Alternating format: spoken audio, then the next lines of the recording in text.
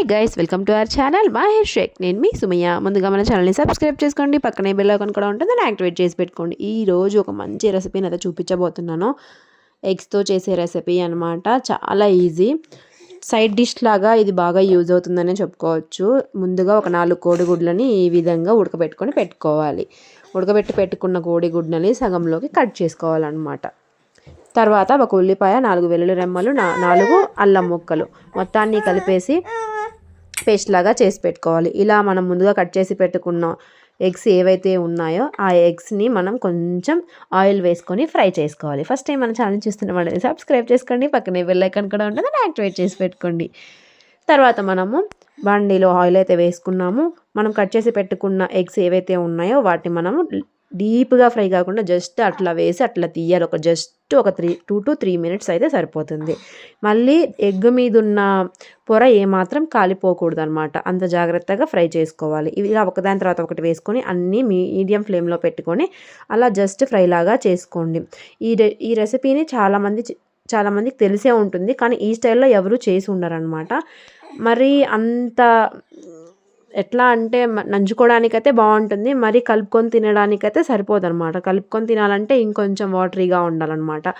Gravy లాగా పెట్టుకుంటే బాగుంటుంది. కానీ ఇప్పుడు మనం వచ్చరికి సైడ్ డిష్ లాగా చేస్తున్నాం కాబట్టి ఇట్లా ఫ్రై చేసుకొని వెంటనే తీసేసుకోవాలి. అదే మనం పులుసు లాగా చేసుకోవాలి అనుకుంటే కొంచెం కట్ చేయకుండా మామూలుగా ఫ్రై అయితే చేసుకోవాల్సి వస్తుంది అనమాట. ఎప్పుడైనా ఎగ్స్ ఫ్రై చేసుకునేటప్పుడు జాగ్రత్తగా ఉండండి. సో డైరెక్ట్గా ఎగ్ ఫ్రై చేసినప్పుడు పగులుతాయి అనమాట ఎగ్స్ కొన్ని నూనెలో వేయంగానే.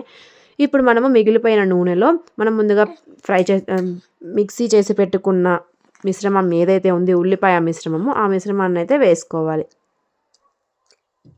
వేసుకున్న తర్వాత దాన్ని మీడియం ఫ్లేమ్లో పెట్టుకుని దోరగా ఫ్రై చేసుకోవాలన్నమాట. ఈ విధంగా ఫ్రై చేసుకున్న తర్వాత ముందుగానే ఒక టొమాటోని కట్ చేసుకొని ప్యూరీ లాగా అయితే చేసి పెట్టుకోవాలన్నమాట. మీకు ఏమైనా ఇంట్రెస్టింగ్గా ఏమన్నా వంటలు కావాలి అంటే కామెంట్ బాక్స్లో మెన్షన్ చేయండి. ఇంకా ముందు మంచి వ్లాగ్స్ రాబోతున్నాయి అనమాట. వాటి కోసం మీరు సబ్స్క్రైబ్ చేసుకోండి, పక్కనే బెల్ ఐకాన్ కూడా ఉంటుంది, యాక్టివేట్ చేసి పెట్టుకోండి. ఈ విధంగా చేసుకున్న తర్వాత మనం మసాలాలన్నీ వేసుకోవాలన్నమాట. కసూరి మేతి, ఉప్పు, కరివేపాకు పౌడర్, ధనియా పౌడరు, చికెన్ మసాలా పౌడర్ కొంచెం అయితే తీసుకుంటున్నాను, కారము, పసుపు మొత్తాన్ని కలిపేసి ఇప్పుడు ఏదైతే మిశ్రమం ఉందో ఆ మిశ్రమంలోకి అయితే వేసేస్తున్నాను. ఇవన్నీ వేసిన తర్వాత అవి కూడా కొంచెం అలా ఫ్రై అవ్వాలంట. ఉప్పు అదంతా కరిగి మొత్తం కలిసేలాగా ఫ్రై చేసుకోవాలి. కొంచెం అట్లా 1 మినిట్ వరకు ఫ్రై అయిపోయిన తర్వాత మనము ముందుగా టమాటా ప్యూరీ ఏదైతే మనం మిక్సీ వేసి పెట్టుకున్నామో 1 లేదా 2 టమాటాలు మీరు తీసుకునే కన్సిస్టెన్సీని బట్టి తీసుకోవాలన్నమాట. ఈ విధంగా ఇట్లా దగ్గర పడుతుంది అనమాట. ఉల్లిపాయ మిశ్రమం ఏదైతే ఉందో అది దగ్గర పడుతుంది. దగ్గర పడిన తర్వాత మాత్రమే మనము టమాటో మిశ్రమాన్ని అయితే వేసుకోవాలి. జస్ట్ టమాటోలో ఏమీ వేయొద్దు, ఉప్పు కూడా వేయొద్దు, డైరెక్ట్గా టమాటోనే ప్యూరీ లాగా చేసి పెట్టుకోండి. అలా చేసి పెట్టుకున్న తర్వాత ఇట్లా దగ్గర పడిన తర్వాత మాత్రమే టమాటో ప్యూరీని వేసుకోవాలి. ఇలా టమాటో ప్యూరీ వేసుకున్న తర్వాత ఒక 2 to 3 మినిట్స్ వరకు మూత పెట్టి కుక్ చేసుకోండి. కుక్ చేసుకున్న తర్వాత టమాటోలో ఉన్న వాటర్ కూడా ఇంకిపోతాయి అన్నమాట. మరి అంత వాటరీగా ఉండకుండా చాలా ఈజీ రెసిపీ, చిన్న పిల్లలతో సహా ఎవరైనా చేయొచ్చు అనమాట. ఇదైతే ఇన్స్టెంట్గా చేసుకొని తినొచ్చు. కూరగాయలు ఏమీ లేనప్పుడు ఇలా ఒక టమాటో, ఒక ఉల్లిపాయ ఇట్లా వేసుకొని చేసుకున్నట్టయితే గుమగుమలాడుతుంది అనమాట. ఇట్లా గ్రేవీగా ఉంచుకొని కర్రీ లాగా కూడా తినొచ్చు. సైడ్ డిష్ లాగా కావాలి అంటే కొంచెం వాటర్ మొత్తం డ్రై అయిపోయేలాగా ఫ్రై చేసుకోవాలన్నమాట. ఇలా ఉన్న మిశ్రమాన్ని చూస్తుంటేనే చాలా కలర్ఫుల్గా ఉంది కదా. మీకు ఏమన్నా ఇంట్రెస్టింగ్ వంటలు కావాలంటే కామెంట్ చేయండి. సో చూడండి, ఇప్పుడు మనం గ్రేవీ లాగా అయిపోయి కొంచెం డ్రై అయిపోయి దగ్గర పడింది అనమాట. ఇప్పుడు ఇందులో మనం ముందుగా ఫ్రై చేసి పెట్టుకున్న కోడిగుడ్లను అయితే వేసుకోవాలి. ఇలా ఎగ్స్ని కూడా వేసేసి డైరెక్ట్గా మొత్తాన్ని కలిపి కొంచెం ఒక 5 నిమిషాల వరకు ఫ్రై చేసుకోవాలన్నమాట.